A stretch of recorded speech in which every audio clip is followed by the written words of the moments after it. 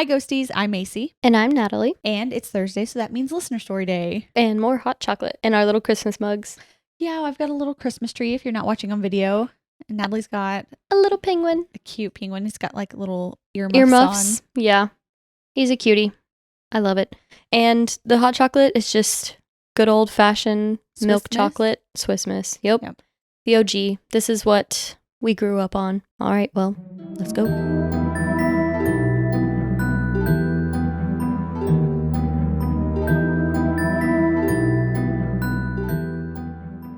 The mug is so small, I feel it's like a little espresso shot. Yes, you know? I love it. I think it's so cute.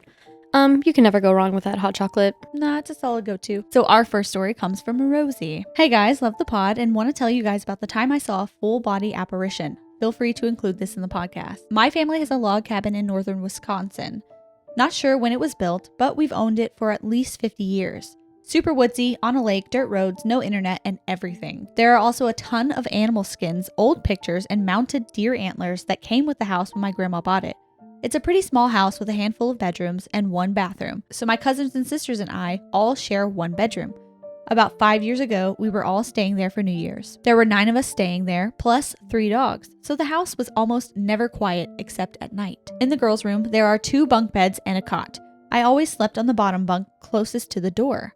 Because of the dogs, we always keep the bedroom doors open so they can walk around at night. Sleeping next to the open door was always comforting for me for some reason. On the second night of the trip, I woke up in the middle of the night and had a weird feeling. I turned over to face the wall next to the door and saw a little boy. I was frozen. He was just standing there looking at me.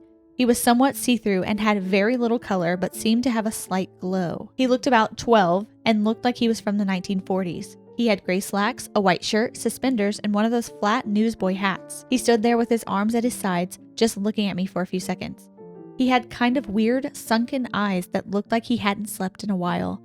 I was frozen by his eye contact until I finally got the courage to roll over. However, when I wasn't facing him, I could still feel him looking at me. I tried to convince myself for a couple minutes that I had just made it up and was dreaming or something, but just then, my cousin's dog ran into the room and started barking at the same spot I had seen the boy. It's important to note that the dog is a well-trained short-haired pointer, so he won't just bark and point at anything. After about 10 seconds of barking, he ran out of the room. A minute later, he came back and started barking again. He ran in and out of the room, barking for about 5 minutes until my cousin woke up and told him to be quiet. Finally, he stopped and ran out for the last time. I still hadn't turned back over to face the wall, but it felt like I could still feel him there. I just laid there, too scared to move, and didn't sleep at all. The next day, I told my family about what happened, and my cousin acknowledged that the dog was being really weird, but everyone kind of thought I was making it up. We were all going about our day as normal, and nothing weird happened until my sister noticed something in our bedroom. She pointed to a black and white picture on the wall and kind of jokingly said, "I wonder if this is him." I had never really looked at the picture before then, but when I did, I felt like I was going to throw up. The boy in the picture looked exactly like what I had seen last night. We asked my grandma if she knew who was in the picture, and she said she had no idea because it came with the house when she bought it. I have never seen anything like that since, but weird things still sometimes happen in that house. I hope you liked my story and feel free to read it on the podcast. I swear the image of the kid is so clear in my mind. I wish I had a picture of the photo to send, but that house is like a 6-hour drive from where I live now. Love the pod. So glad you guys are getting so popular. Rosie, she, her. I was literally going to ask, where's the picture? Yeah. Show us the picture. Oh my gosh. Holidays are coming up. If you're going to the log cabin, is that what she called it? Yeah, I think so. If you're going, please. Yeah. Please send it to us. I need to see. I'm so interested in full body apparition things because I've never experienced it. And I just want to know, does it look like a real person? Like, is it opaque? Rosie described it as somewhat see-through. I want to see it. I really do. Well, she doesn't have a picture of, yes, the spirit, but the little boy.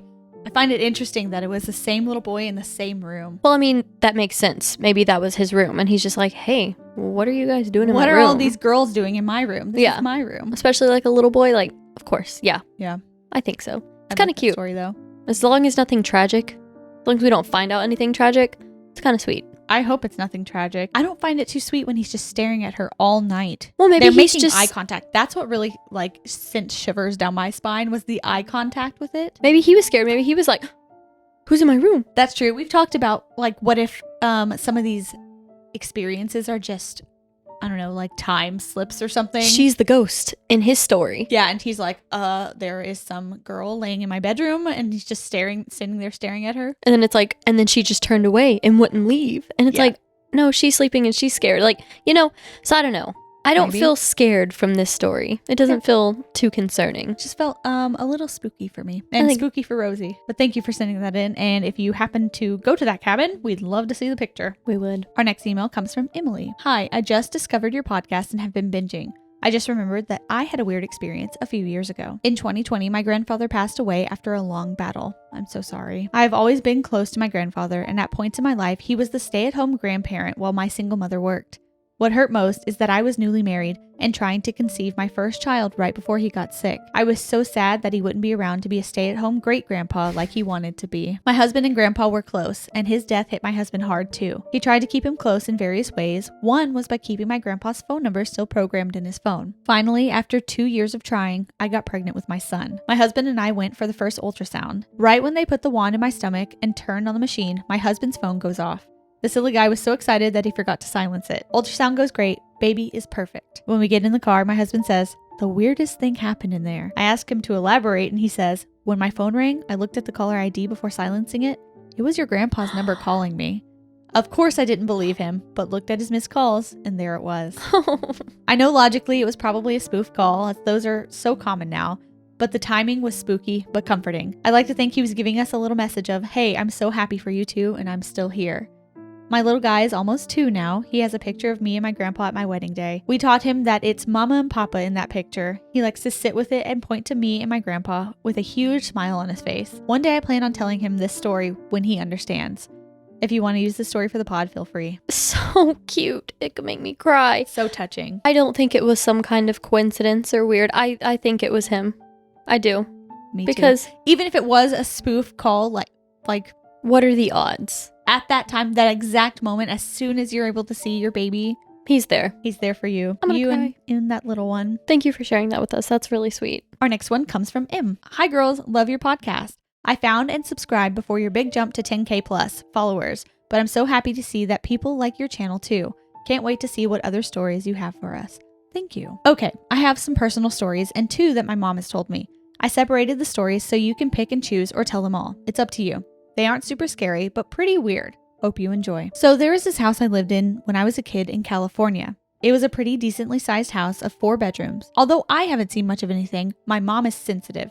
So I will tell some stories of things I have experienced and what my mom has seen. My mom told me that all her kids used to sleepwalk as kids. She had 4 kids. So one night my mom said she saw one of us walking at night and she went to get us. And when she walked down the hall to the kitchen, she sees a kid crying in the corner of the kitchen. She said she could see through them and just ran back to her room. She said she would see the kid crying so much she put a 5-gallon water dispenser there and never saw them again. I can't imagine having 4 children that all sleepwalk. No. Could you imagine laying in bed and opening your eyes in your doorway and your kid just walks past your door like in a sleepy haze? Sleepwalking has always really scared me. That I don't really like it. Freaks me out. Yeah, I don't like it. It scares me. I don't understand it. I don't want to understand it. I'll leave it alone. It's kind of funny though to visualize like if all 4 of them got up and sleptwalk at the same time and they're all just roaming around the house, ping-ponging off of each other. Yeah. That is kind of funny. On another occasion, we were all at school and my mom, being a single parent who worked graveyard shift, came home while we were all at school. She walked into the house and checked all the rooms to make sure everyone was at school and no one was sick. She walked to my brother's room, and when she opened the door, she saw a very old woman sitting on the edge of my brother's bed, dressed in all black with a veil. My mom stood shocked, and then the lady looked at her with anger in her eyes and screamed. My mom ran out of the house and sat in her car and called her boyfriend. She refused to go into the house alone. When she did manage to get back in the house, the lady was gone. Screamed. Yeah, that one got me. I was visualizing. I was waiting for it. I knew that the scream was coming. I knew. Yes, I knew. I was visualizing I had this, I think I've told it on the podcast actually, like this really, really scary dream years ago where the dark entity looked at me and screamed. And that's exactly what I was envisioning in my mind. It makes me feel cold. It scares me so bad. Why angry though? I don't know, but the black veil really scares me too. And when you said dressed in black, I was like, fine. But then you said the veil. With a veil. It scared me. It's Insidious. The lady with she had a black veil, didn't she? I Like think a black so. dress on. I think so. My stories. When I was younger, I never saw anything, but I heard plenty. This house always gave off bad vibes, and I always felt like someone was watching us. One time I was home doing my homework on the kitchen table. My mom and sister had just left the room, and I could see the garage door open just a crack. Now, the garage door sucked and wouldn't close right, so I didn't think anything of it. But then, when I went back to my homework, it opened faster, and I just ran. I was not going to stick around. Nope.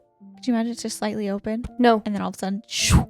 Garages in general scare me. Do they? Really bad. And what's crazy is Interesting. I want to like buy a house with a garage so I can put gym equipment in there. How are you going to work out if you're scared? I'm going to be scared, so I can't. I don't know if it's because of Scream and that one scene in the garage, yeah. or if it's just because I'm always afraid someone's going to be hiding in there. I don't know why.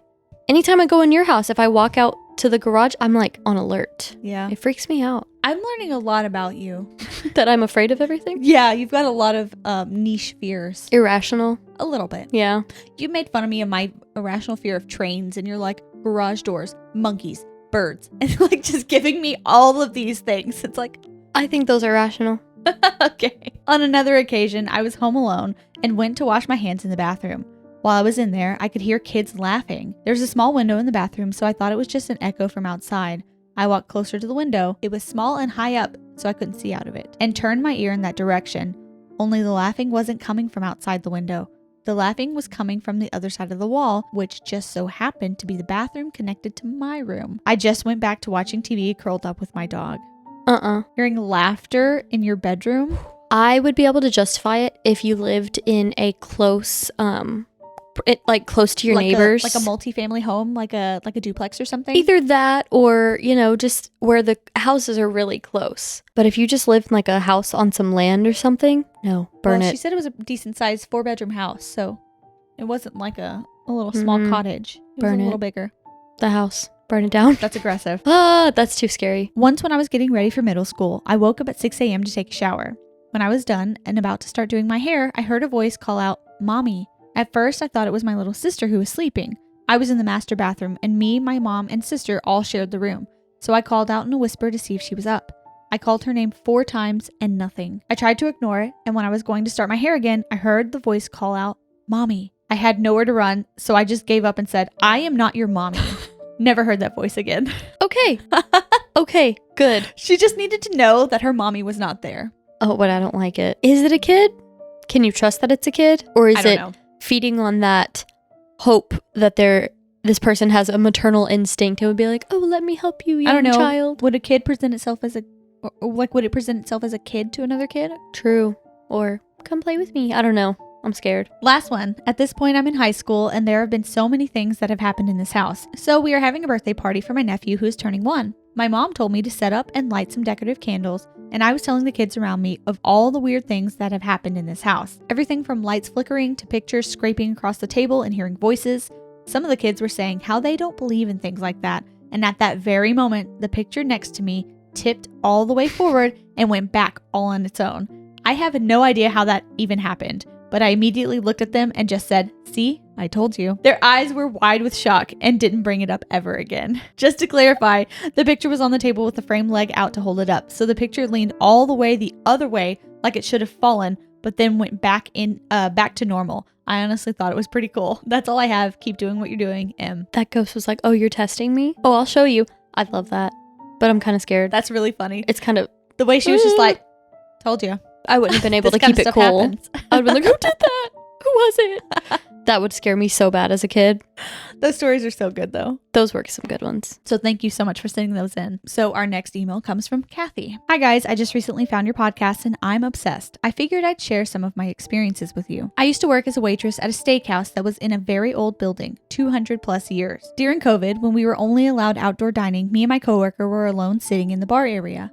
I was facing the hallway where the front door was located, and there's a long hallway that leads to a host stand. I saw an older man in a red blazer walking in the hallway towards the host stand, so I jumped up and immediately said, 'Hello,' to get the man's attention, since no one was allowed inside the building during COVID restrictions. I walked around the bar and into the hallway and looked by the hostess stand, and no one was there. My coworker ran after me, asking me what I was doing, and I told her someone just walked in. We scanned the dining area, checked the bathrooms, and no one was there.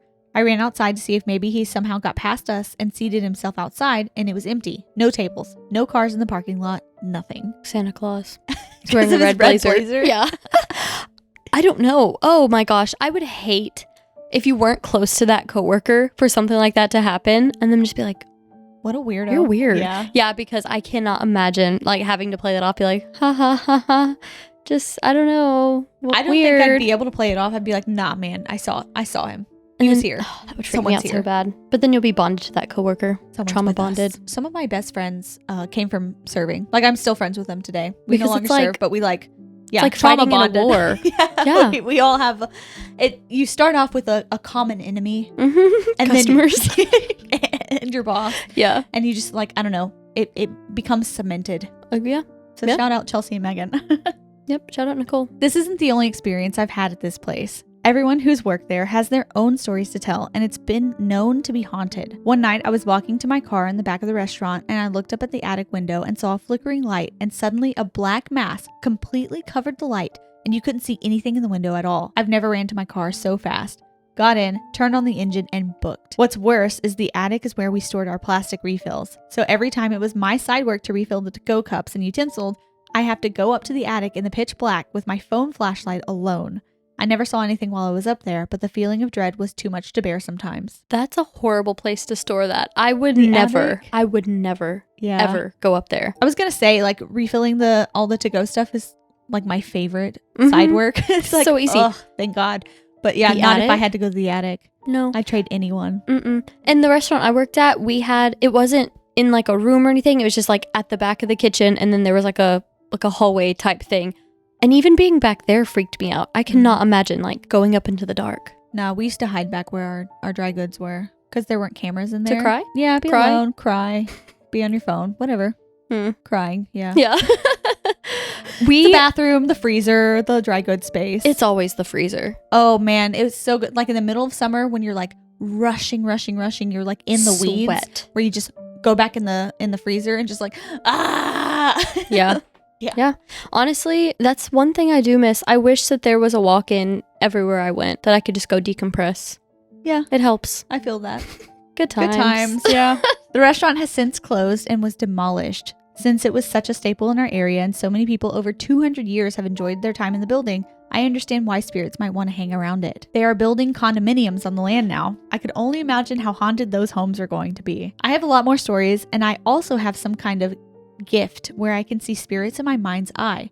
I do not talk to them because it's terrifying. It's not something I was ever able to get used to, but let me know if you want some more stories. Thank you for listening to my story and keep up the great work on the pod, Cathie. Yes. Of course we do. Also, why are they building? First of all, why did they tear it down? You know that irks me. Yeah, that bothered me. I think when I emailed her back, I was like, no. Why build condos in a place like that? You know it's going to be haunted. And things, I can't imagine the construction crew, what they're probably experiencing. Going through right now? Yes. Imagine. After disturbing these spirits' home for 200 years. That's really insane. Thank you, Cathie. We truly, truly want to hear everything you have. Yes. Especially this gift of yours. I want to know more. Yeah, I'm really interested in what you meant by that. I want to know what you're talking about. Our next one comes from Robert. Dear Ghosties podcast, my name is Robert, and I would like to recount my worst paranormal experience. It's Robert the doll. Oh, no. Oh. I love the intro, though. I would like to tell you my worst paranormal experience. I'm ready. Let's go. Too. But I'm also scarred from the name Robert. I think of the doll every time now. During the year of 1996 to 97, my family had the misfortune of living in a severely haunted house. We wound up living there under special circumstances. At the time, my dad was a floor manager of a factory that made plastic tubes for things like cosmetics and toothpastes in the city of Woodstock, Illinois. Woodstock was the filming location of the movie Groundhog's Day, so if you've seen the film, you know the general vibe of that city. One of the executives of the company my dad worked for was being relocated to England for a 5-year period, and he and his wife had just completed their dream home, and he did not want to sell it or rent it out. Now, my mother was very famous for being a fastidious housekeeper, always having a spotless home despite having 6 sons. Wow.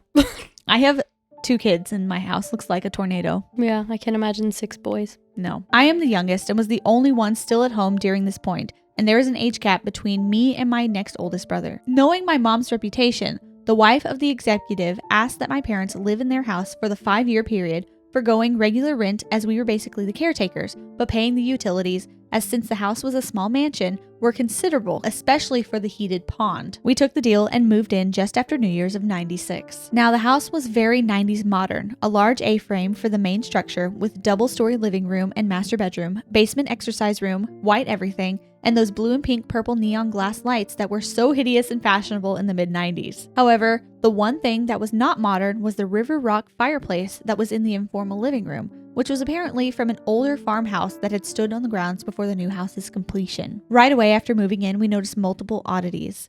For one, the master bedroom was abnormally cold and off-putting, despite being one of the nicest rooms in the house, so that my parents decided to take one of the other bedrooms instead, as it was too uncomfortable. The room stayed icy cold, even when summer arrived. Nothing could get rid of the chill. The second was the almost immediate phantom footsteps. Every day we would hear someone moving around distant parts of the huge house, to the point where we did not think we had ghosts, but someone living in secret, so that we had the police do a full search, expecting a squatter in some crawl space or something. They, of course, found nothing. Our belongings would randomly wind up in random parts of the house, with my Beast Wars transforming action figures once winding up in a line down in the basement exercise room, frightening me so much that I never ventured down there again, not even with my parents. I also had to deal with someone violently knocking on the pass-through door in my bedroom, which directly connected to a nanny suite next door. At first, I had the thought that the knocking was a joke for my dad. However, my dad would come from the right side of the bedroom door when the noise happened, and the exit to the nanny suite main door, you had to circle around a large stair landing and come directly towards my bedroom door, with only a railing between the direct left. At random moments, I would hear my own name being shouted from deeper in the house. Usually I thought it was just my mom and would frequently go up to her and ask what she wanted, only to have her confused as she had not called. Of these shouts, the worst happened when I was coloring by my bedroom window, hearing my mom shout my name loudly from right outside my bedroom door, only to look through the window to see my mom pulling weeds around the expensive ornamental koi pond directly behind the house, meaning that there was no way for her to be in the hall, so that I called for her to come to me instead of venturing out. The most terrifying event happened to me in the late summer when I was in a closet where we stored large plastic containers filled with VHS tapes. I still vividly remember looking at the copy of The Swan Princess, and I was considering watching when I noticed movement to the left and had my whole body freeze in fear when I saw a man's blank face in the wall. I swear that it looked like lime jello, transparent and staring at me, before melting back in the wall. After which I heard loud footsteps descending to the basement as the basement door was adjacent to the closet. After this, I never went in that closet again and made my parents store my videotapes in the living room out in the open. In the wall. Came out of the wall, was watching him, and then went back in and down into the basement. It's like a Goosebumps movie, but like for real scary. I was picturing Halloween Town 2. Yeah. Like when he's in the gray, like brick wall. Yes. Oh, but no, that's not nearly as scary as what I was picturing. That was really creepy, especially when you mix it with like the fact that all of his action figures ended up in a line down there, like almost like wanting him to go down come there. Yeah. Yeah, this is too much. By fall, everything got extremely bad. So that's not even the worst of it. My dad was dealing with extreme foot pain and was on leave from work, damaging our income, and my mom suffered from severe hypothermia, was rushed to the emergency, and on Halloween was diagnosed with intestinal cancer. She frequently said that she felt as though the symptoms were being withheld from her at first, as the house was making her feel so bad that she was not noticing how overall awful she had been feeling.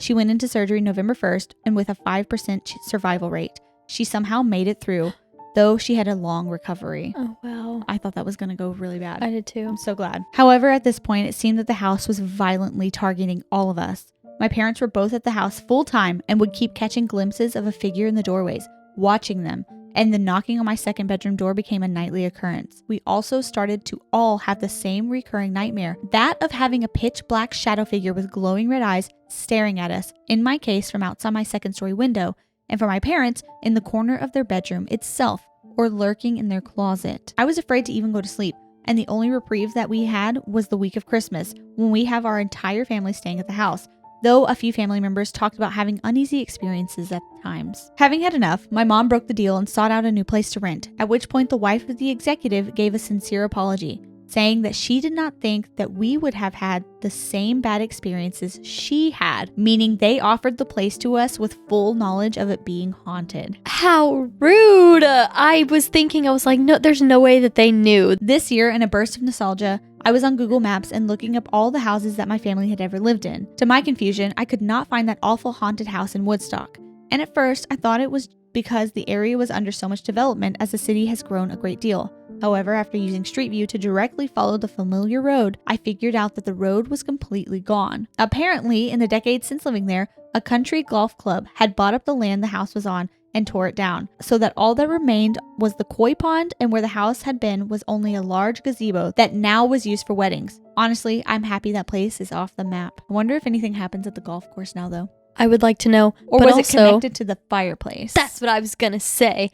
The fireplace came from the original little house that was there. So did they just build it right on top of where the house was? Who was this man? And was it just the one man? I don't know. It seems much darker, especially if they're all having the recurring dream of this dark shadow with red eyes, lurking, watching, waiting. I would like to know what the other family experienced first before leaving. Yeah, if it was me the too. same thing. I feel so bad that his mom was like just powering through, didn't even notice her intestinal own cancer because she was just in so much pain and agony from dealing with the haunting of the house.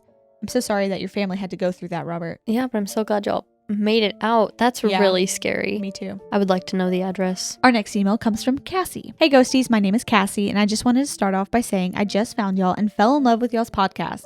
I feel like I can relate to y'all so much, and I've been binge watching y'all's videos ever since I broke my leg. Sorry that happened. This was a while back. I think this was sent to us in September, so I hope your leg is all healed now. Wow. Yeah. As early as I can remember, I've had paranormal experiences. When I was a kid, my sister and I used to see spirits or whatever they were. The only way I can think to describe them is like a bright white figure that moves past you super quick. We actually saw them a lot. I knew they weren't of this world, but wasn't sure what they were. I've always felt energy and had what some people would consider psychic abilities.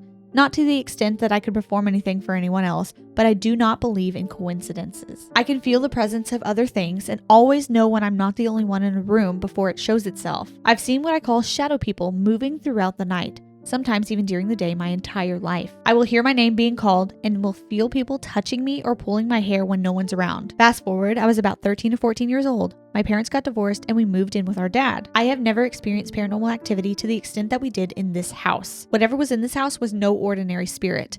I'm pretty sure it was a poltergeist. I always had an eerie feeling and hated being alone in this house. I could feel something was off, but wasn't quite sure what it was.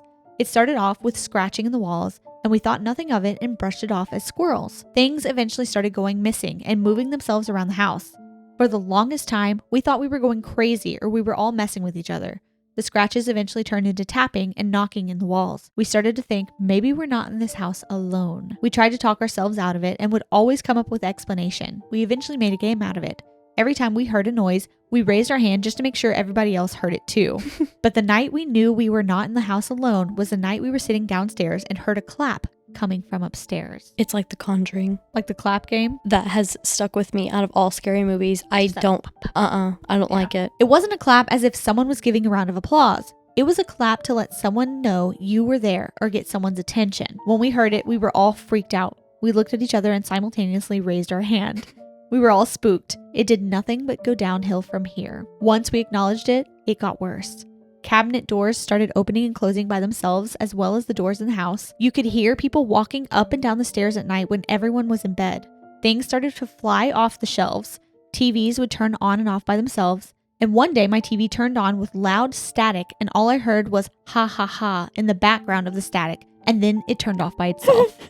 I don't like that at all. My dad even claimed to hear little kids playing in the front room while he was sleeping at night, usually singing Ring Around the Rosie in a creepy way. Oh, no. That part really freaked me out because a child in spirit form is known to be demonic. Oh my God. Especially if they're tauntingly singing this bubonic plague song. Yeah, no. But the part that really got me was the nights that you could feel something crawling into bed with you. The nights that things would grab your legs or yank the covers off of you. We would wake up with scratches and bruises on sometimes and not know where they came from. But the scariest time of all, I experienced with my best friend of 10 years, and we are still afraid to discuss it to this day. The previous night before it happened, we stayed up late, probably watching scary movies or something like that. We went to bed around 5 a.m., so it was a shock to both of us when we both instantly woke up at 7 a.m. We looked at each other confused because we had both woken up at the exact same time. Keep in mind, we don't believe in coincidences. Not even 5 minutes after we woke up, we could feel the eerie feeling setting in. You could feel the presence of whatever was there. And let me tell you, it was evil. You could feel the goosebumps and the hair standing up on your body from the energy of this thing. Within those couple of seconds, we heard something run up the stairs, on all 4 legs and let out the loudest noise that was definitely not human or animal. No. It was the scariest thing I've ever experienced to this day. It still gives me the heebie-jeebies to talk about it. We eventually moved out and moved into a different place in the same neighborhood. Stuff just got weirder. I thought you were going to say, like, it was fine now. Thought it was just in the house. No, let's take a moment to decompress after the 4-legged creature that was not human or animal screaming and running up the stairs. I don't want to unpack that, actually. Okay. I'm scared. One night, me and my sister were upstairs in our bedroom minding our business, watching TV, and we saw a black figure appear out of nowhere and run through our door.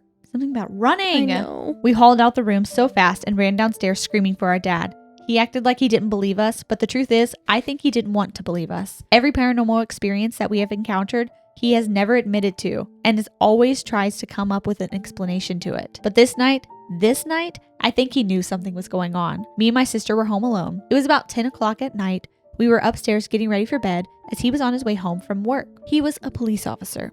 The front door opened, but we knew it wasn't our dad because he didn't say, "Girls, I'm home." We heard footsteps up to our door and then they stopped. We stood there for a second listening. We heard them turn around and go back downstairs.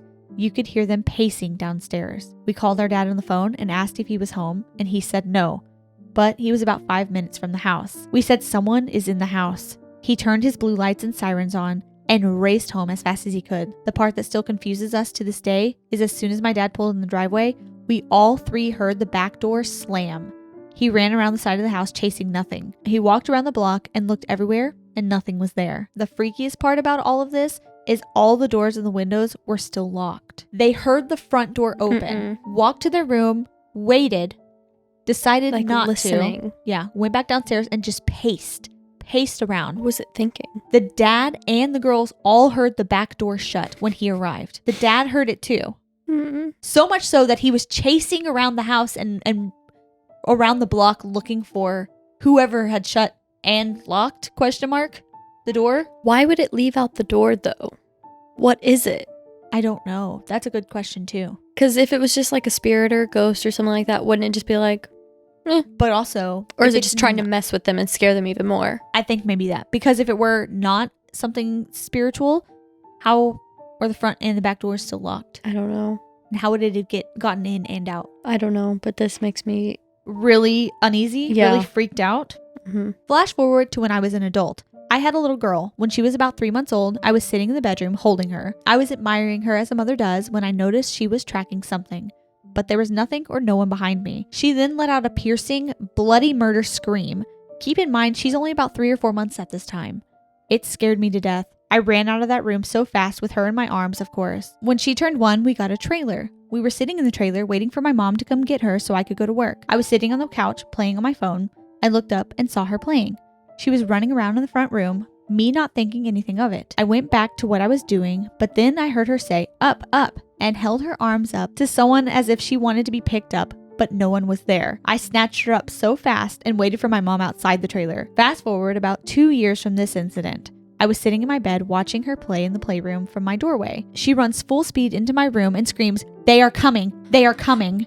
In full fear, I pick her up and put her in bed with me.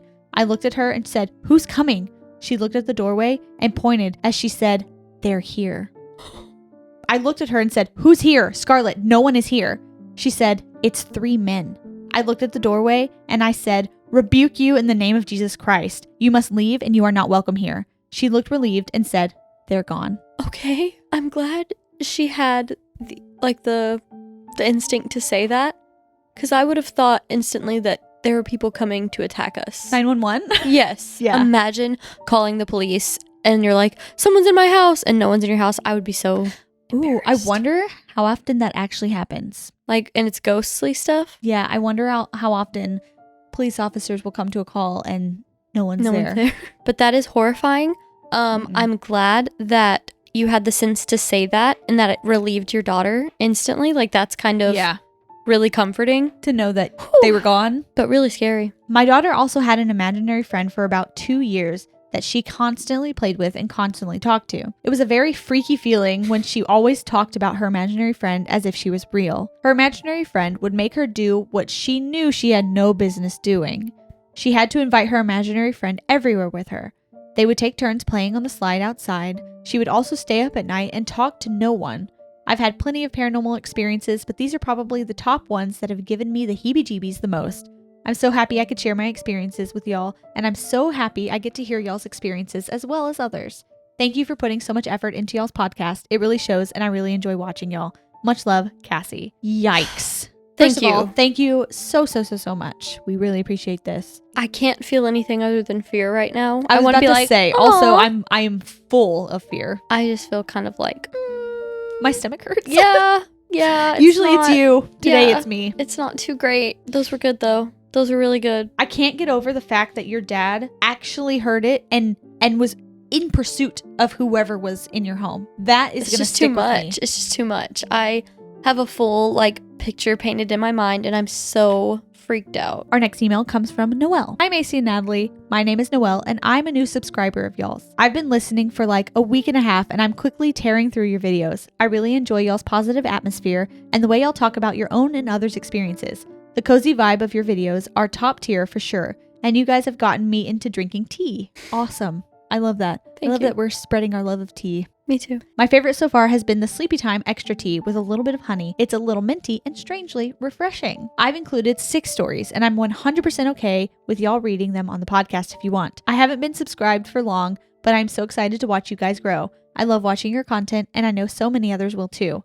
I've been sharing your channel with everyone I know. I hope you enjoy my experiences, or at least that they spooked you like they did me. Thank you. That's so nice. I'm looking forward to spooking Natalie. I'm scared. I work at a retail store in a smaller town in southern Indiana. I used to sort miscellaneous freight that came in on the truck with the actual departments they went to.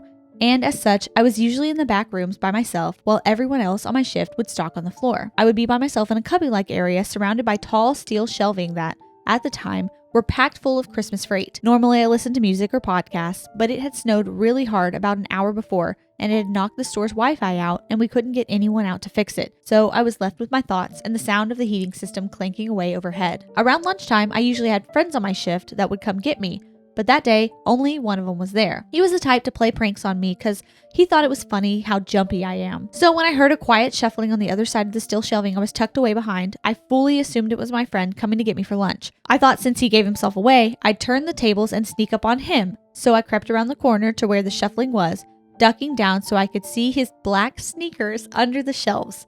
But right as I rounded the corner, the shuffling stopped. My friend was not there. A cold spike of fear lanced down my spine as I started circling my sorting area, certain I had seen his shoes and heard him walking towards me. I think I circled the small back room I was in 6 times, checking behind every shelf and stray box before I finally accepted that had happened. I honestly felt like a cartoon character standing there scratching my head, unable to believe what I'd seen. But when the shuffling started again behind a different shelf, I booked it out of there faster than I've ever ran in my life. My friend was at the time clock down the hall and seemed startled to see me sprinting towards him. I don't think he believed me when I told him what happened. Why was it wearing his shoes? Seeing the sneakers just really gets me. Mm-hmm. Hearing it is one thing. You could write it off. Oh, it's mice, whatever. Haha. Yeah. You saw it. Saw the shoes. Since we talked about the glitch in the Matrix thing, everything we discuss now, I'm like, what if it's timelines meeting? And that's all I'm thinking now. Because what if he did scare her in a different timeline and she just happened to catch him? My whole life has been changed. Yeah, I really feel like it has. Every ghost story, I'm like, what if?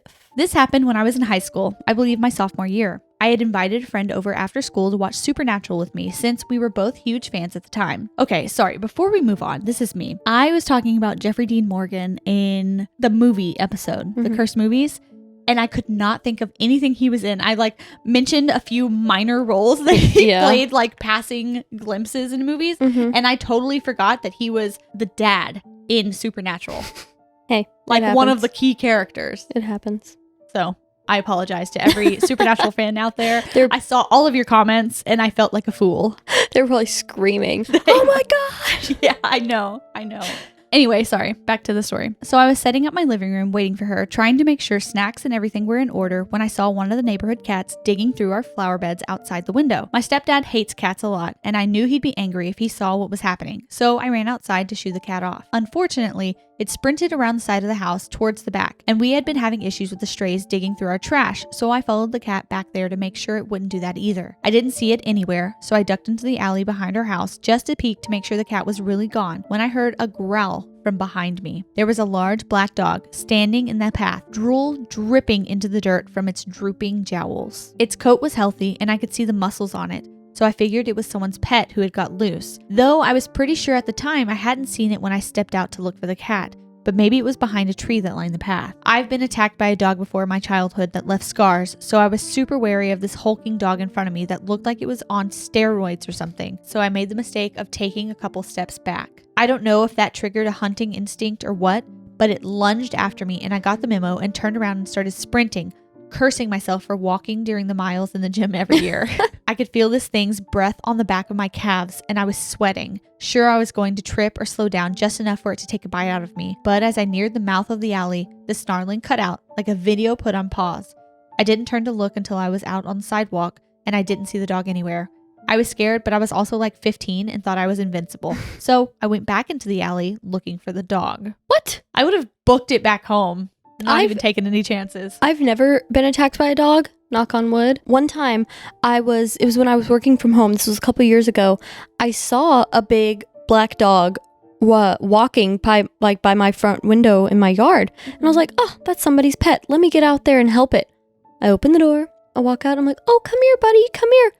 It starts and sprinting at me. Mm-hmm. And I froze a little bit. So I was like, and I couldn't get it. I couldn't get the door open. My dogs were barking. It was so scary. It got so close to me. I would never have gone back out. That is so scary to me. Let me see one more glance. No. I saw enough that day. I wasn't meant to help it. Yeah. I tried. That's their problem now. Well, because I'm glad Noelle got away. Me too. That's really scary. I never found it. I wouldn't have considered this paranormal or anything because I felt like it could be rationalized. Maybe it just decided to turn and run into the trees last minute. I thought it was definitely odd the way the snarling sound had cut off so abruptly, but what pushed me into believing this was paranormal was the dirt path. It had rained recently, so the dirt was honestly more like mud, and I could see my Converse prints pretty clearly, but I couldn't see paw prints. I retraced my footsteps and didn't even see claw marks in the ground. I think that just furthered my fear of dogs, honestly. You're already afraid of dogs, and now you have to worry about ghost dogs? Yeah, Evil ghost dogs? That's horrifying. This one was the summer after my junior year. I was standing in the kitchen talking to my brother about stuff that happened in our house. The house we lived in at the time I honestly believed to be super haunted. He was telling me about a creepy voice he heard the night before in his room, and then we talked about the heavy presence I'd felt in our parents' room. I'll include both those stories. And I was being a smartass, standing at the kitchen sink and stirring a pitcher of sweet tea. I told my brother, I'm not scared of the ghosts. They can't actually hurt us anyway. They're dead. So the thing about this kitchen, our wall-mounted cabinets, cupboards, had this lip at the top of them to prevent things from falling off since we lived beside train tracks at the time. My mom had this huge antique wooden drink tray she had set up there since it settled perfectly between that lip and the wall. It was honestly impossible to get down without getting a step stool. However, ghosts are not bound by our height limitations, in my experiences anyway. I think I really pissed this ghost off because right as I stepped away from the sink to set the pitcher on the counter, I heard my brother gasp my name, and right where my feet had been seconds before, that wooden drink tray hit the floor and cracked the tile. It definitely shouldn't have been able to do that on its own because of that lip. Needless to say, I quickly apologized out loud for what I had said, and my brother and I spent the better half of an hour trying to figure out how to fix the tile before our parents got home. That's wild. The fact that it had enough force to crack the tile of the floor, it's like, you don't believe? Here. We can't hurt you, huh? That's way too scary. This is my youngest brother's experience from about 8-ish years ago. He was sleeping in a room he shared with our other two brothers. He shared a bunk bed with one of them, and he was on the top bunk. It was late, past midnight, and he was awake and playing on his phone under the blankets when he heard the bedroom door open. Thinking it was our grandma, he flipped his phone over and pretended to sleep. He started hearing this low, guttural mumbling coming from the doorway. The bunk beds, oh my gosh, I just got chills. The bunk beds were about 2 feet from the door, so the mumbling was essentially at the foot of his bed. Unnerved, he decided to peek out from under the blankets, still under the belief that it was one of our family members, but the room was pitch black. The door was closed, though he had never heard it shut. Obviously very scared at this point, he tried to just hide under the covers and actually try to sleep, but the mumbling started to move closer. He heard it move around the end of the bed and creep up towards his head, getting faster, almost feverish. He couldn't make out what it was saying, but it sounded level with the top bunk, which scared him a lot. He told me whatever it was mumbling, it almost sounded like it was choking on the words. It stopped right beside the head of his bed, and the whispering kept getting faster and faster before abruptly stopping. He said he could feel it there, almost like it was watching him, like it knew he was hiding under the blanket. He laid there for a while, shivering, before the adrenaline wore off and he finally fell asleep. He said that was the only time it's ever happened, but he ended up using a nightlight until we moved out of that house. Was it like a spell? Like what? Spell or speaking another language that he didn't know or guttural mumbling. So it was like... We've heard so many of those lately where it's like they're choking on the words to get it out. That makes me sick. In the same house as the last 3 experiences, none of my siblings or myself were allowed to enter our parents' room when they weren't home. We had assumed it was so we wouldn't snoop or steal the snacks that they thought they'd cleverly hidden in my mom's bookcase. But after this experience, I wasn't so sure. We had all just gotten home from school, fresh off the bus, and my youngest brother and middleest brother decided to go hang out at the park until our parents got home and made us all do homework. I needed to start on an art project, so I stayed home, and our eldest brother stayed home as well to hop online and play games with his friends. I was sitting at the kitchen table mapping out a huge self-portrait for my class when I heard what sounded like something falling over in my parents' room. I thought maybe my dad was taking a nap and knocked something over. We wouldn't have seen his car from the street since our parents always parked around the back of the house. So I knocked on the door to check on him, but after a minute or two with no response, I tried the doorknob. The door swung open, and the room was completely dark, even with it being mid-afternoon because of my mom's blackout curtains. I felt scared just standing in the doorway, staring into the hazy darkness. My hand shook when I reached for the light switch, but with the lights on, it became obvious that my dad was not home. I stood there for a long time, chewing on the inside of my cheek and rolling the idea around in my head of stepping into the room to check that whatever fell over wasn't something important or fragile. Eventually, I caved and stepped into the room. I know I feel like I'm watching a scary movie, like, don't do it! Turn around! Instantly, it was like I had stepped into a cooler. The instant shift in temperature after crossing the threshold blew my mind a little. I tried to shrug it off as my mom kept a rotating fan going 24/7, so maybe that had something to do with it. I knew it wasn't a satisfying answer. I started to look around on the ground for what fell over, and it led me to the opposite side of my parents' bed, opposite the door. It was a Yankee candle that had fallen off my dad's nightstand. It wasn't broken, so I just picked it up and put it back. That was when I felt it. Someone blew across the back of my neck. I practically tripped over myself trying to turn around fast enough, slapping a hand over the goosebumps rising along where I'd felt the breath. I was alone in the room. This shook me and I wanted to leave, but I felt like someone was standing beside the door. I couldn't see anyone. It was just this heavy feeling of just knowing someone was right there, looking at me. I don't know if that's a universal thing. If you're in a room by yourself and your eyes are closed and someone comes in the room, even with your eyes closed, and even if they made no noise, you can still feel them. I'll be honest, I started crying, like the gross, snot-dripping, face-scrunched sobbing. I knew I had to leave the room. I was terrified of this thing, but I was almost equally scared of getting in trouble with my parents if they caught me in their room. So, sobbing all the way, I made a break for it. I charged for the door, squeezing my eyes shut and nearly gasping with relief when I felt the humid air of the kitchen. Predictably, I tripped over my own feet and went careening straight to the ground, slamming my knee hard as F into the tile. Then, before I could even roll over, my parents' door slammed shut so hard it shook the wall beside it. I screamed and scrambled up and away, completely leaving the kitchen. My eldest brother came out of his room with his headphones around his neck, asking what was going on, watching me try to shove shoes on my feet at breakneck speeds. I just spat out something about joining our other 2 brothers at the park, knowing he wouldn't believe me if I told him what happened, before tearing out of the house. We didn't come back until our mom started blowing up our phones for dinner time. What is in there? Okay. And have the parents experienced it? Did they know about this? Freaks me out. What if it's just a spirit there that's like, you know your parents don't want you in here when they're not here. So it's just like, hey, get out. It's like the nanny spirit? No, I don't think so. I'm just trying to like appease my soul. I don't think so. This doesn't feel like helpful. This feels dark. Yeah. Very, very scary. Because you can scare someone straight without terrifying them. And this one was not okay. Breathing on the neck. Our last story. This last experience was, in my opinion, the scariest. I'm so sorry I didn't end with a palate cleanser. That wasn't scary already? This happened maybe the first week or 2 after we moved into our new house. I had claimed the upstairs room with the attic access. I had this teen fantasy of making the attic this cool hangout spot, but I was sorely disappointed by the reality of our attic. It was left half finished. There were holes in the roof where I could see the sky, and the insulation was patchy, the windows painted shut, and every square inch had cobwebs clinging to its surface. And to top it off, the floor was carpet. I have never seen a carpet attic before. My dad had to tear it up anyway since it was molding, but we weren't allowed to go up there until he replaced it or laid wood or tile. He called the house a fixer-upper, so consider my dreams thoroughly crushed. But after all that, I started hearing what sounded like someone walking around in the attic every night when I tried to sleep. The first night, I ignored it, thinking maybe it wasn't walking. Old houses making a lot of settling noises, right? The second night, I went and woke up my mom, but she told me the same thing about settling houses and made me go back to sleep. The third night, I woke up my dad. He just told me it was probably raccoons that had gotten in through the unfinished roof. By the fourth night, I was over it. The attic door was inside my closet. That's the worst. Oh my God. Yeah. The attic door was inside my closet, so it was easy for me to stick my arm into the closet and knock on the attic door. I figured if it really was raccoons, that would probably scare them off, right? No. The attic door opens up to a short set of steps, probably about 9 or so steps until you're actually inside the attic. So imagine my surprise when I hear what sounds like furious stomping down those steps toward the attic door.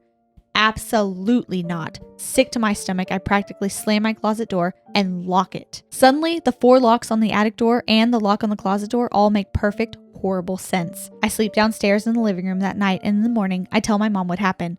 She cleanses the attic for me with sage and paleo. I don't know what that is. Nothing happens for the next 3 nights, and I finally relax, thinking the cleansing must have worked. Nope. Buying a new home. I'm sorry, before we move on. Buying a new home and seeing 4 locks on one door, plus another on the outer door. Red flag. Tells me everything I need to know about the house. Me too. That 8th night, I am awoken to the sound of the little horse on a carousel music box I bought from a church, tinkling away on top of my dresser. This is odd, as obviously I did not crank that little horse. I am laying in my bed with my back to this noise, facing my wall with my eyes blown wide open in fear. I don't think I could have even pretended to be asleep in this moment.